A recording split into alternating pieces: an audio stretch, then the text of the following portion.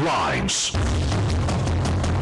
Iligan diesel power plant kinahanglan na gayud mapaandar bisan pa man og si kinsa man ang nanag-iya niini. Konsehal Abragan nagtuog ang pagpaandar sa IDPP na isulbad sa nasinating crisis sa supply sa kuryente din sa Mindanao. Sa assessment sa Batag Barangay nasugdan na pag-asa para yung muhatag og ayuda niini. Drug Summit ipahigayon sa Dakbayan pag-inaugurate sa bagong drug rehabilitation himnon usab. Balita gikan sa korpo sa Kapulisan 27 anyos talandugo na kahimtang human gipusil. Sa balitang negosyo ekonomiya sa Pilipinas pabiling stable. Sa paugnat sa kusog Pacquiao ato ana sa Amerika alang sa iyang training. RMN News. Diretso Balitang Iligan. Mindanao og Kabisayan mga kasama mayong buntag mayong iligan adlaw karon nga Lunes pitsa 29 ning bulan sa Oktubre tuig 2012. Live gikan sa Alabama Center Iligan. Jessica Chris Kinabato. Ginosab sa Rebel Borong matol sa tunghanay sa mga balita ang RMN News diretso balitang Iligan. Gato sa batigwa sa Smart Lakas 30 o usab sa Coca-Cola. Inuman sa Pantene Intensive Conditioner now available in sachet for only 550 SRP.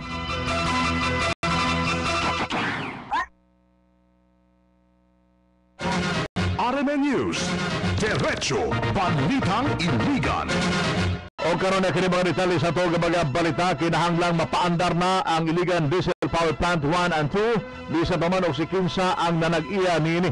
Kini mao ay pamahayag ni Dr. Melchi Ambalong sa Lanao Power Consumers Federation subay sa iyang naobserbahan nga mas kinahanglanon gayon ang pag-abag sa IDPP sa dakbayan sa Iligan ni pagkunhod sa supply sa kuryente.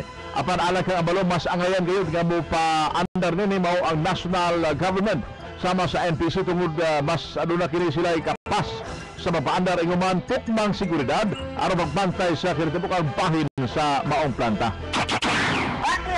Ang pagkitago ako sa inyo ay buhatin kay para ako ang panginahanglan disisigan o sa tibok ko na daw na napaandar siya kay ang tarong kapag yung summer mag-ibig niya nung niya pupunta na ko ng kulitin sila sa tao. Whatever are those legalities or whatever mga complicated na mga sitwasyon ibukan tayo i-ato lang sa Parang Center and importante din the good of the community makaandar lang siya.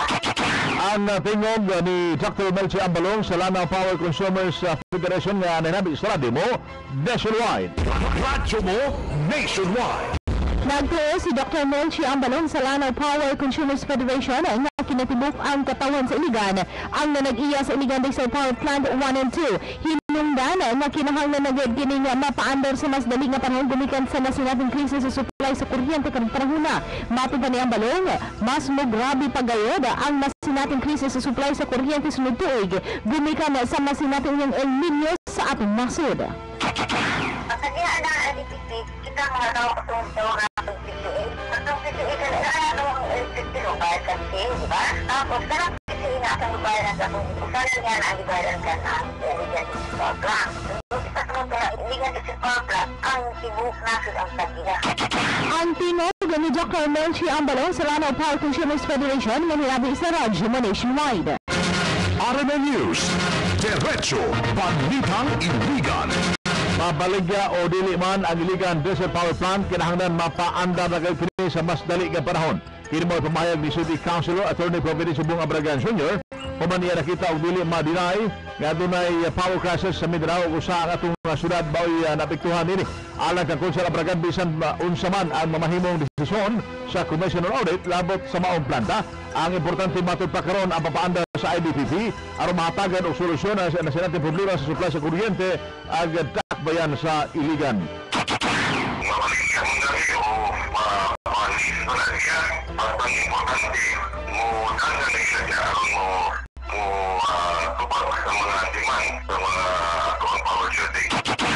Ang tingog ni City Councilor Attorney Providencio Bong Abragan Sr. nga nanabi sa radio mo nationwide. Radyo mo nationwide. Ipahigayon si Lakbayan sa Iligan ang usa ka drug summit sa maabot na bulan sa Nobyembre ning tuiga. Kinamay gikumpirma na Iligan City Land District Congressman Vicente Vart Belmonte Jr. isip mao Chairman sa Oversight Committee on Drugs sa Kongreso. Gibutyag ni Belmonte nga ang ngayang mapasabot sa matag Iliganon ang dili maayong epekto ingon man ang karisgo sa paggamit sa ginadaling drogas. Gawa sa ipahigay nga drug summit sa syudad. Gitakdang ginagahan usab ang pinakabago halapan ng drug rehabilitation nga aktuan hinutang sa City of Fatima, Barangay Abuno ning Dakbayan sa Iligan. Blessings sa nahumana nga 20 million rehabilitation building diya sa Abuno o sa Pitsabinto adunay pahimon nga drug summit.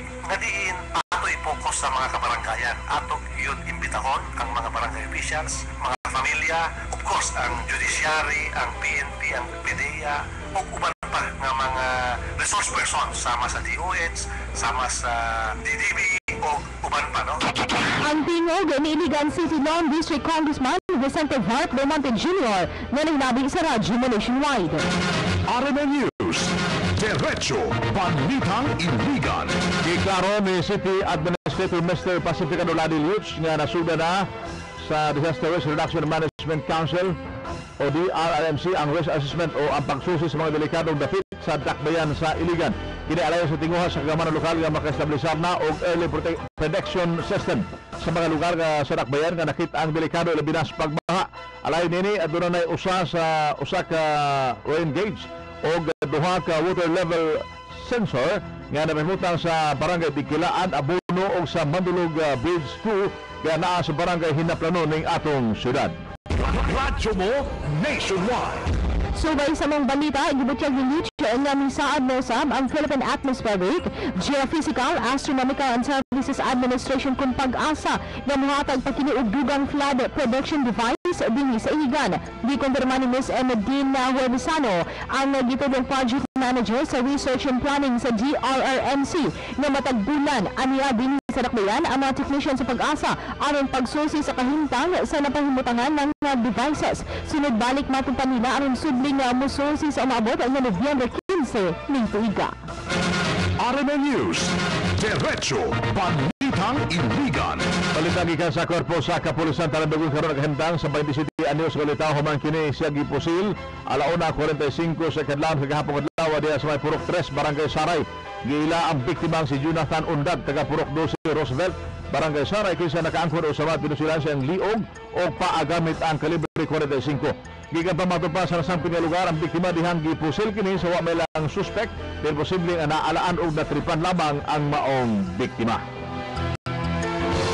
Diretso sa Nego. Nagpabiling stable ang ekonomiya sa Pilipinas. Bisan pa man, niubos ang ranking sa Pilipinas sa listahan sa mga nasod nga dunay maayong butangan ug negosyo sa tibok kalibutan. Giputyag sa ekonomisang si Professor Winnie Monsod nga gikan sa 136 ana-ana sa pang 138 ang Pilipinas, gumikan ni sulod sa listahan ang mga nasod sa Malta ug Barbados.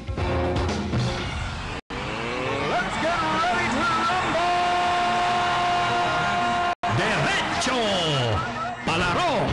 Sa boxing, anana sa Amerika, si 8th Division World Champion Manny Pacquiao alang sa final phase sa iyang training sa nagaduol nilang away ni Mexican warrior Juan Manuel Marquez sa Los Angeles International Airport. Palang kitagbo na si Pacquiao sa iyang mga fans o gupila ka mga international media.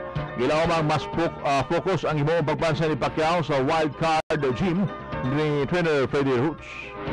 RMN News, panahon. Bisan migawas na si Phil sa Philippine Area of Responsibility. Pabiling makasinati pagyapon ug mga pag-ulan ang pipilakabahin sa nasod. Ilabi na dinhi sa Dakbayan sa Iligan. Gumikan matud pa kini sa gitawag na Intertropical Convergence Zone o ITCZ. Sumala pa sa pag-asa ang ITCZ mao hangin nga nagdala og mga pag-ulan sa usa ka lugar matag karon ug unya. RMN News, Diretso Balitang Iligan.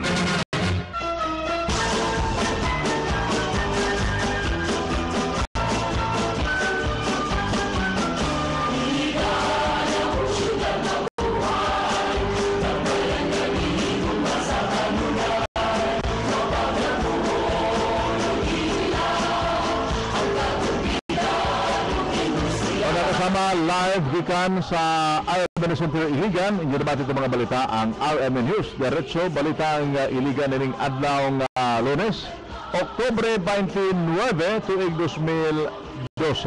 Okay, happy birthday sa mga nag-celebrate silang birthday karong adlaw. Hilabi na to Miss Katkat Pacanyang, anak ni Kapitana or City Councilor Vernon Toto Pacanya, and Mrs. Chona. To John Andrew Palafox, son of Mr. Bernard Palafox, sa CMO Sports, and to Patrick Fernandez of Iligan City Central School from City Mayor's Office. Happy birthday sa inyong tanan. O na, pinandun sa ito mga membro sa board, no? Alang sa tanang Maria Cristina Eagles Club Board of Directors and Officers. Una tayo nga board meeting umang adlaw Oktubre 30 alas 7 sa gabi kaya sa Gaspachos. Ang agenda mao ni mosunod ang una Regional Assembly nga ipresentar pinagi sa to ang NMR2 Governor Kuya Art Alipango. Kaduha ang presentation of our new set of officers for Eagle Year 2013 o gikatulo mao ang plano na to alang sumabot Christmas party o induction of new set of officers.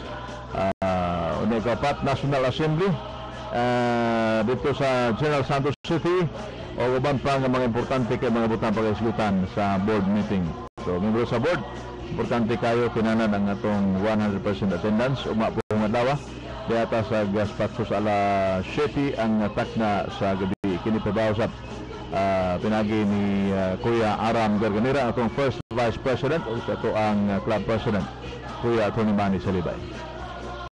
Okay, maayo nga buntag umayon pagpaminaw sa ni Leaan dumapit o maayo nga pagpaminaw sa tumahigalaan sa dinha sa may Pugaan, no. Hapit na mag-celebrate sa ilang ika-50 katuig nga adlaw sa Barangay Pugaan, especially ni Kapitana Maris Amit maayong buntag ug maayong pagpaminaw kaninyong tanana. Balik na sa second portion, pabutan na niyo ang pagparay nato sa paghisgot. Kalimigita na sa paandar o ang ngayon pa bang padayon pagbaligya o ipaandar pabalik ang buwan ato ang IDPP 1 and 2. Makaayo ba sa dakbayan pagbaligya sa LGU sa IDPP sa pinagyahan ng nini ilabi na karon dunay pagkunhod sa power supply din sa Mindanao. Kasama mo sa serbisyo publiko Jessica Chris Kinabato o ginuusab sa may Limborong Tatak RMN.